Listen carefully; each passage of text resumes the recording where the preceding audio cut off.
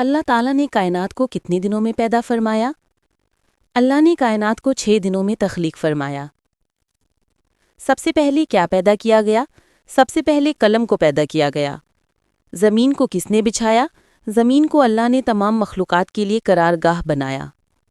آسمانوں کی تعداد کتنی ہے؟ اللہ نے 7 آسمان بنائے، ہر ایک اپنی شان میں کامل۔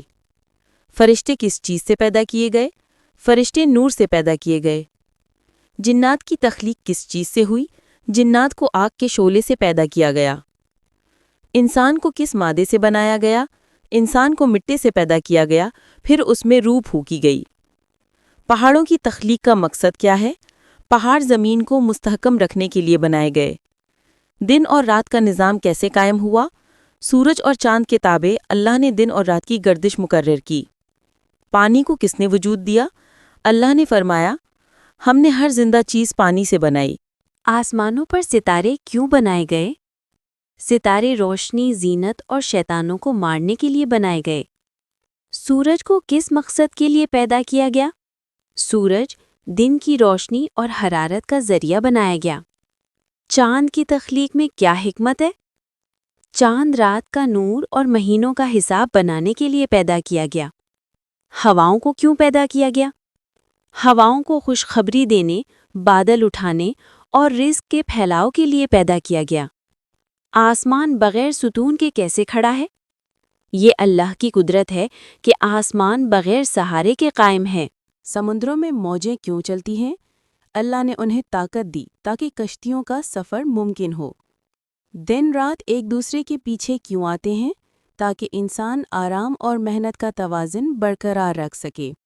بجلی اور گرج کہاں سے آتی ہے؟ یہ بادلوں کی ٹکرانے سے اللہ کی قدرت کی نشانی ہے۔ آسمان میں بادلوں کو کون چلاتا ہے؟ اللہ ہی ہے جو ہواؤں کے ذریعے بادلوں کو جہاں چاہتا ہے لے جاتا ہے۔ پہلا آسمان کس چیز سے مزین ہے؟ پہلا آسمان ستاروں کی روشنی سے مزین کیا گیا۔ زمین پر رنگ برنگے پھول کس نے پیدا کیے؟ اللہ نے انہیں اپنی قدرت کی نشانی کے طور پر اگایا۔ پرندوں کو اڑنے کی طاقت کس نے دی؟ اللہ نے ان کے پروں میں توازن اور ہوا میں پرواز کی قوت رکھی۔ سمندروں کی گہرائیوں میں روشنی کیوں نہیں؟ تاکہ انسان سمجھ سکے کہ ہر جگہ نور صرف اللہ کے حکم سے ہے۔ آسمان نیلا کیوں دکھائی دیتا ہے؟ اللہ نے فضا کو ایسا بنایا کہ سورج کی روشنی نیلا رنگ ظاہر کرے۔ زمین گھومتی کیوں ہے؟ یہ اللہ کا نظام ہے جس سے دن اور رات کا تسلسل قائم ہے۔ درختوں سے آکسیجن کیوں نکلتی ہے؟ تاکہ اللہ کی مخلوق زندگی پائے اور سانس لے سکے۔ بادلوں سے بارش کس حکم سے برستی ہے؟ جب اللہ حکم دیتا ہے برس، تو بادل زمین پر رحمت بن جاتے ہیں۔ کائنات کے پھیلنے کا ذکر کہاں ہے؟ قرآن میں اللہ فرماتا ہے، اور ہمیں نے آسمان کو وسعت دی۔ اچانک جسم میں جھٹکا لگنا کس بات کی علامت ہے؟ یہ کبھی جسمانی کمزوری یا اعصابی رد عمل ہوتا ہے، اور کبھی روحانی طور پر اللہ کی طرف سے تنبیہ یا بیداری کی علامت